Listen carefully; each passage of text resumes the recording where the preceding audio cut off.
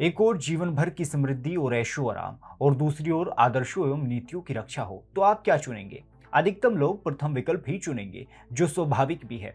परंतु कुछ ऐसे भी होते हैं जिनके लिए न्याय और नीति बहुत महत्वपूर्ण होती है और इसके लिए वो बड़े से बड़े तानाशाह से भिड़ जाते हैं। नमस्कार, टीएफआई इतिहास एवं संस्कृति पर आपका स्वागत और मैं योगेश शर्मा आज आपको जस्टिस हंसराज खन्ना से परिचित करवाऊंगा, जिन्होंने मुख्य न्यायाधीश का पद छोड़ा परंतु अपने आदर्शों एवं न्याय के साथ समझौता नहीं किया। जस्टिस हंसराज खन्ना को देश भर में हेबियस कॉर्पस के लिए निडर और साहसी जज के तौर पर जाना जाता है। 1970 के दशक में जो कुछ हुआ, बाद के वर्षों में वो इतिहास बन गया। 1971 में हंसराज खन्ना को उनकी सेवाओं के लिए सुप्रीम कोर्ट में पदोन्नत किया गया। उन दिनों इंदिरा गांधी देश के प्रशासन को संभाल रही थी और वे अपने विरुद्ध किसी भी प्रकार की आलोचना स्वीकार नहीं कर सकती थी। परंतु जस्टिस एच.आर. खन्ना अलग ही मिट्टी के बने थे। वो एक बार नहीं अपितु दो बार विभिन्न विषयों को लेकर कांग्रेस पार्टी से भिड़ गए, जिसका मूल्य उन्हें मुख्य न्यायाधीश के संभावित पद का बलिदान देकर चुकाना पड़ा। केशवानंद भारती केस से आप अवश्य अवगत होंगे। इस मामले ने देश के कोने कोने में उतना प्रभाव डाला जितना 3 तलाक और राम जन्मभूमि जैसे मामलों ने डाला था। सत्ता पर अपना प्रभाव बनाए रखने के लिए इंदिरा गांधी किसी भी हद तक जाने के लिए तैयार थी, लेकिन उनके इन प्रयासों पर जस्टिस हंसराज खन्ना ने पानी फेरते हुए इस बहुचर्चित केस में स्पष्ट किया था कि संविधान के मूल आधार से किसी प्रकार की छेड़खानी नहीं की जा सकती। इसके बाद 1975 में आपातकाल लागू हो चुका था, जिसका मूल कारण एक महत्वपूर्ण केस ही था। राज नारायण ने प्रधानमंत्री की निरंकुशता के विरुद्ध एक लंबा चौड़ा अभियान चलाया, जिसके परिणाम स्वरूप सुप्रीम कोर्ट द्वारा 12 जून 1975 के बाद इंदिरा गांधी के प्रधानमंत्री के अधिकार छीन लिए गए थे।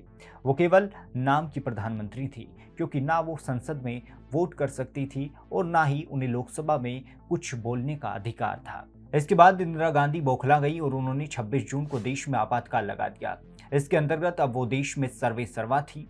उनके बनाए गए कानून को चुनौती देने का हक किसी को नहीं था।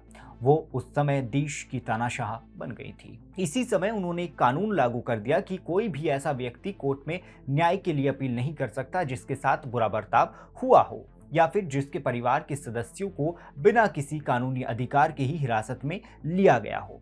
इस कानून की जांच के लिए एक पैनल गठित हुआ था, जिसमें 5 जजों को शामिल किया गया था। मुख्य न्यायाधीश अजीत नाथ राय, जस्टिस एम.एच. वेग, justice PN. Bhagwati, justice Hansraj Khanna और जस्टिस चंद्रचूड़ इस पैनल का हिस्सा थे। बता दें कि जस्टिस चंद्रचूड़ कोई और नहीं, वर्तमान चीफ जस्टिस डी.वाई. चंद्रचूड़ के पिता और भारत के न्यायपालिका इतिहास में सबसे युवा चीफ जस्टिस यशवंत विष्णु चंद्रचूड़ थे। परंतु इनमें से किसी में भी इतनी हिम्मत नहीं थी कि वो इंदिरा गांधी के विरुद्ध जा सके। किसी में भी नहीं, सिवाय जस्टिस हंसराज खन्ना के, जिन्होंने ऐसी विकट परिस्थितियों में भी न्याय का साथ नहीं छोड़ा। उन्होंने महाधिवक्ता से पूछा कि भारतीय संविधान में नागरिकों को प्राण और दैहिक स्वतंत्रता का अधिकार दिया गया है। आपातकाल में यदि कोई पुलिस अधिकारी केवल व्यक्तिगत दुश्मनी के कारण किसी व्यक्ति की हत्या कर देता है, तो क्या आपके अनुसार मृतक के संबंधियों को न्याय पाने के लिए कोई रास्ता नहीं है? जिसके जवाब में महाधिवक्ता ने कहा कि जब तक आपातकाल जारी है तब तक ऐसे व्यक्तियों को न्याय पाने का कोई रास्ता नहीं है। लेकिन फिर भी उन्होंने अपना निर्णय नहीं बदला, जिसके लिए आज भी उनके साहस को याद किया जाता है। उस केस में 4-1 के बहुमत से फैसला लिया गया कि किसी भी ऐसे व्यक्ति को आपातकाल के दौरान अपनी गिरफ्तारी के खिलाफ चुनौती देने का अधिकार नहीं है, परंतु ये साहस उन्हें बहुत महंगा पड़ा।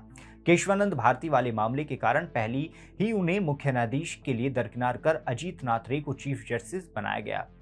परंतु 1977 में हद तो तब हो गई जब सारे समीकरण इनके पक्ष में होने के बावजूद जस्टिस मिर्जा हमीदुल्लाह को बेग को चीफ जस्टिस के पद पर मनोनीत किया गया। विरोध स्वरूप जस्टिस खन्ना ने अपना त्यागपत्र सौंप दिया और इस पर आज भी कई न्याय विशेषज्ञ इंदिरा गांधी को पूर्णतः दोषी मानते हैं।